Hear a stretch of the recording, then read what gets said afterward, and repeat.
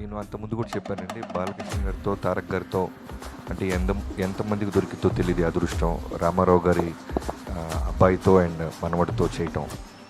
So Jai Lava Kusa Tarak గారితో చేసింది నా లైఫ్లో బిగ్గెస్ట్ అచీవ్మెంట్గా నేను ఎప్పుడు ఫీల్ అవుతుంటాను.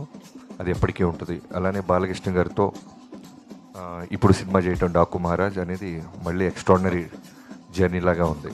సో ఇద్దరిలో కామన్ పాయింట్స్ చాలా ఉంటాయి. బట్ మొన్న ఎవరు అడిగినప్పుడు నేను చెప్పింది ఏంటంటే, ఫ్యాన్స్ని చాలా ఓన్ చేసుకుంటారు. అంటే వాళ్ళ ఫ్యామిలీలో జరిగిన ఇన్సిడెంట్స్ అయి ఉండొచ్చు, ఎవరైనా వాళ్ళు జర్నీ చేస్తుంటే ఫంక్షన్లకు వచ్చి వెళ్తున్నా, లేదు బాలయ్య బాబు గారు కూడా షూటింగ్ ఎవరైనా ఆయన దూరంలో, మేము జైపూర్లో ఉన్నప్పుడు వచ్చిన, మారేడుమిల్లి అప్పుడు వచ్చిన, ఆయన కోప్పడుతుంటారు. ఏంట్రా అంటే దాని రీజను, ఇంత జర్నీ చేసి వచ్చారు, వాళ్ళు సేఫ్కి వెళ్తారా లేదా అని. సేమ్ తారక్ గారు కూడా మేము పూణేలో చేస్తున్నప్పుడు ఫ్యాన్స్ ఎవరైనా వస్తుంటే మ్యాక్సిమం అవాయిడ్ చేసేవాళ్ళు. ఏంటంటే ఓ రోజు చెప్పారు, బాబీ మనం అంతా ఇక్కడ కంఫర్టబుల్గా ఉంటాం, వాళ్ళు పాప నాతో ఫోటో దిగడానికో లేదా నాతో దూరంగా చూడటానికి వస్తుంటారు, మళ్ళీ వాళ్ళు వెళ్ళేదాకా నాకు బ్యాక్ ఆఫ్ ద మైండ్ అది ఉంటుంది అని.